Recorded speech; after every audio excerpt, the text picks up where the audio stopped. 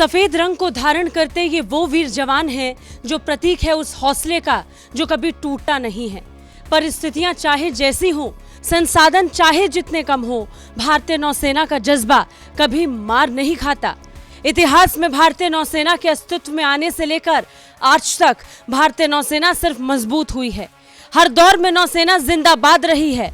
जब जब भारतीय नौसेना की ताकत का जिक्र होता है तब तब एक तारीख नौसेना के इतिहास में सबसे ज्यादा चमकती नजर आती है और वो तारीख है 4 दिसंबर की।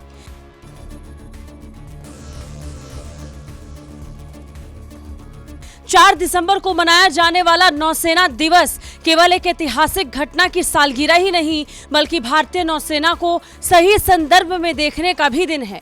इस दिन भारतीय नौसेना के शौर्य को पूरी दुनिया ने देखा। 1971 को जब बांग्लादेश की मुक्ति के लिए भारत और पाकिस्तान में जंग छिड़ी थी तब उस युद्ध के घटनाक्रम में 4 दिसंबर की तारीख काफी अहम मानी जाती है। भारतीय नौसेना ने पाकिस्तान के कराची नौसैनिक अड्डे को पूरी तरह से ध्वस्त कर दिया था। इसकी सफलता की याद में इस दिन को मनाया जाता है।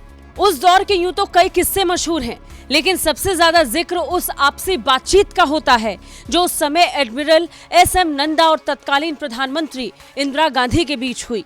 उस समय भारतीय नौसेना ने रूस से कुछ लड़ाकू पोत खरीदे थे। इन पोतों का उपयोग भारतीय बंदरगाहों की रक्षा के लिए किया जाना था। एडमिरल एसएम नंदा उस समय तत्कालीन प्रधानमंत्री इंदिरा गांधी के पास पहुंचे। उस मुलाकात में इंदिरा गांधी ने एडमिरल से पूछा, हमारी नौसेना भारतीय बंदरगाहों की रक्षा के लिए कितनी तैयार है? लेकिन इसके जवाब में एडमिरल ने इंदिरा से कहा कि क्या हम कराची पर हमला कर सकते हैं? इंदिरा गांधी ये सुनकर सकते में चली गई, मगर बाद में कुछ देर सोचने के बाद इंदिरा गांधी ने एडमिरल के हमले के प्रस्ताव पर हामी भर दी। इस युद्ध में पाकिस्तान को संभलने का मौका नहीं मिला था। उस समय बांग्लादेश पूर्वी पाकिस्तान था। यहाँ तक रसद पहुँचाने का जिम्मा पश्चिमी पाकिस्तान की नौसेना के पास था। पश्चिमी पाकिस्तान नौसेना के जरिए ही पूर्वी पाकिस्तान को सामान भेजा जा सकता था, मगर भारतीय नौसेना के हमले ने कराची बंदरगाह पर तेल डिपो पर हमला और पाकिस्तान के 3 युद्धपोत ध्वस्त होने के कारण भारत ने बांग्लादेश से पाकिस्तान की पकड़ को कमजोर कर दिया था। पाकिस्तान को इस युद्ध में मुंह की खानी पड़ी। तेल डिपो में लगी आग 7 दिनों तक चलती रही। कहते हैं कि वहां धुएं के गुब्बार के कारण लगभग 3 दिनों तक सूरज की रोशनी भी नहीं पहुंची।